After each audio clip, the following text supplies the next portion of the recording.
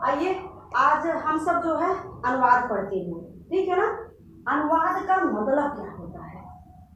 ठीक, तो अनुवाद का मतलब ये होता है कि किसी भाषा को, ठीक है ना, दूसरी भाषा में हूबहू वैसे ही प्रयोग करना अनुवाद कहलाता है, ठीक है ना। यस।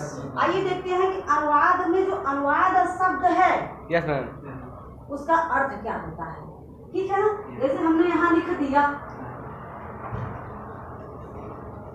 अनुवाद, आपने कई बार सुना होगा अनुवाद, आप बोले भी होंगे ना। यस मैम, हाँ। अनुवाद, तो अनुवाद में ये अनुवाद, इसका क्या मतलब है? तो अन ये क्या है आपका? उपसर्ग है। उपसर्ग है, ठीक है ना। Yes ma'am. और ये जो वाद है, ये वद एक धातु है, इसका रूप चलता है वदति वदतः वदन्ति वदसि वदथः वदत वदामि वदावः वदामः, ठीक है ना। Yes ma'am. और इसमें जो है एक प्रत्यय लगता है जिसका नाम है घाई, ठीक है ना। ये घाई प्रत्यय ना हमेशा पुल्लिंग के साथ ही लगता है, ये ध्यान रखना कि घाई प्रत्यय केवल और केवल पुल्लिंग के अर्थ में लगता है, ठीक है ना। या जिस समय लगता है वो पुल्लिंग में ही वो शब्द हो जाता है, ठीक। और समस्या ये उठी, यहाँ अनु लिखे, यहाँ वद लिखे, यहाँ घाय लिख दिए, तो ये कैसे बन गया, ये कैसे बन गया? यस मैम, ठीक है ना। तो अनु का मतलब होता है कि पीछे, मतलब अनु का मतलब है कि अनुसरण, किसी का अनुसरण करना। जैसे अभी हमने कहा ना कि जैसे कोई भाषा है, मान लो हिंदी है, यस मैम, तो हिंदी भाषा का जो अनुवाद है हमें संस्कृत में करना है, ठीक है ना। यस। तो भाई हम किसका अनुसरण करें? हिंदी का अनुसरण कर रहे हैं, उसी के अनुसार हमें करना है, तो उसी के अनुसार हम उसका संस्कृत में अनुवाद कर दिए, तो ये अनु एक उपसर्ग है, ठीक है ना। वद जो है धातु, वद माने बोलना, ठीक है ना। अघाई प्रत्यय, तो ये सब बनता है पूर्ण रूप से अनुवाद। और इसका जो है विसर्ग बचता है, जो घाई प्रत्यय है ना, घाई का विसर्ग है, ठीक है ना। और ये पुल्लिंग में बनता है, तब ये शब्द आपका निष्पन्न हुआ अनुवाद। आप समझ गए? यस मैम, समझ गए। रौनक की आवाज बड़ी कड़क है। आइए सबसे पहले अनुवाद में हम ये जान लेते हैं कि हमें किसकी किसकी आवश्यकता होती है, ठीक है ना। तो सबसे पहले हमें क्या जानना है? कर्ता, ठीक है ना। कर्ता क्या है? जो कार्य करे, ठीक है ना। कर्ता के बाद जो है हमें क्या जानना है? क्रिया, क्रिया, क्रिया मतलब इसके द्वारा जो कार्य किया गया है, ठीक है ना। ये क्या, जैसे मान लीजिए पढ़ रहा है ना, तो पढ़ना एक क्रिया है, ठीक है ना। अब इसके बाद हमें क्या जानना है? कर्म। कर्म, जैसे मान लीजिए कर्म में हम बता दिए पुस्तक, यानी इसके द्वारा जो कार्य किया गया जिसके ऊपर उसका प्रभाव पड़े। जैसे मान लो मैं पढ़ा रही हूँ, ठीक है ना, तो मैं क्या हूँ? करता हूँ। मैं पढ़ा रही हूँ, तो क्या ये क्रिया है। और कर्म क्या है? आप सबके लिए हम पढ़ा रहे हैं, आप सबको पढ़ा रहे हैं ना, आप सबको ना, तो आप क्या हैं? कर्म। हम जो पढ़ा रहे हैं इसका जो फल है किसके लिए है? आप पढ़ा रहे हैं ना, आपके लिए पढ़ा रहे हैं, ठीक है ना। तो कर्ता, क्रिया, कर्म, ये जानने चाहिए, ठीक है ना।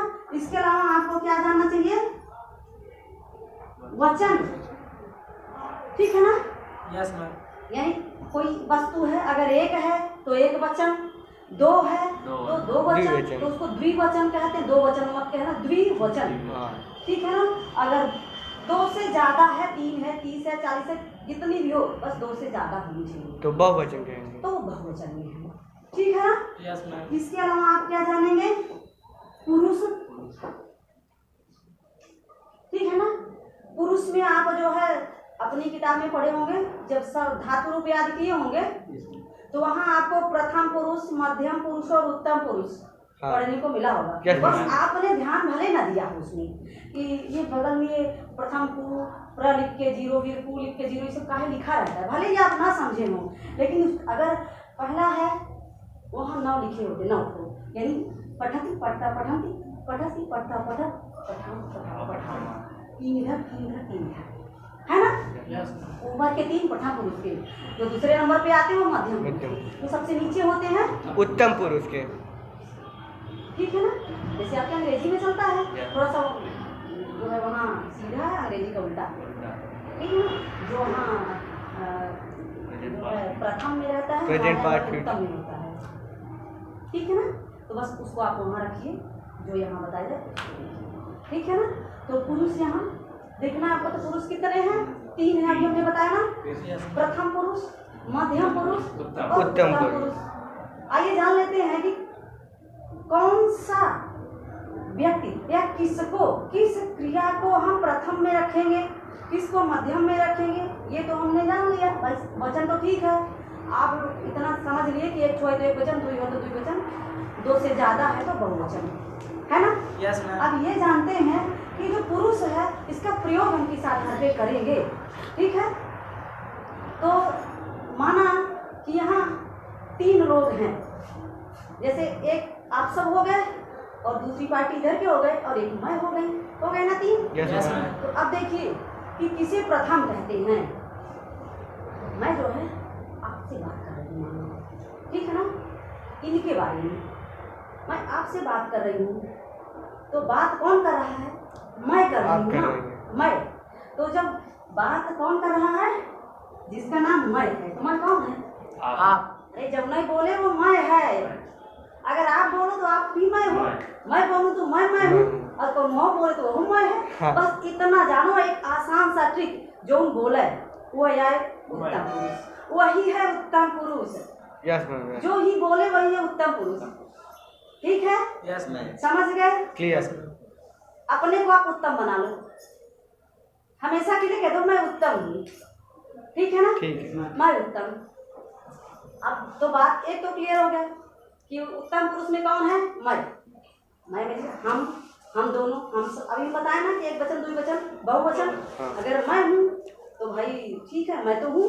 अगर मेरे डबल रोल है तो दोनों में हम लोग क्या है, उत्तम। उत्तम। उत्तम पुरुष हाँ, है। yes, ma'am. अगर हमारा ट्रिपल रोल है या ट्रिपल से ज्यादा बहुत सारे रोल है, जैसे फिल्मों में आप देखते हाँ, हो ना, एक हीरो के जैसे दो रोल होते हैं, हाँ। बाप भी वही बन रहा है, बेटा भी वही बन रहा है, Houseful कभी में। कभी पोता भी वही बन गया, तो ट्रिपल रोल है ना।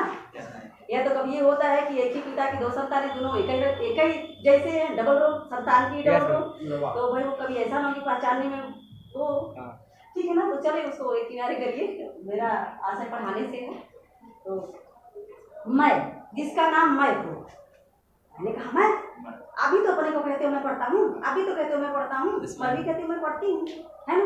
तो जो मैं है, मैं में आप अकेले हो सकते हो, दो हो सकते हो, दो से अधिक भी हो सकती हो, लेकिन ध्यान रखना कि वहाँ अहम जो असमर्थ शब्द का रूप है। अब आपको एक और आसान तरीका बता रहे हैं, जो आपका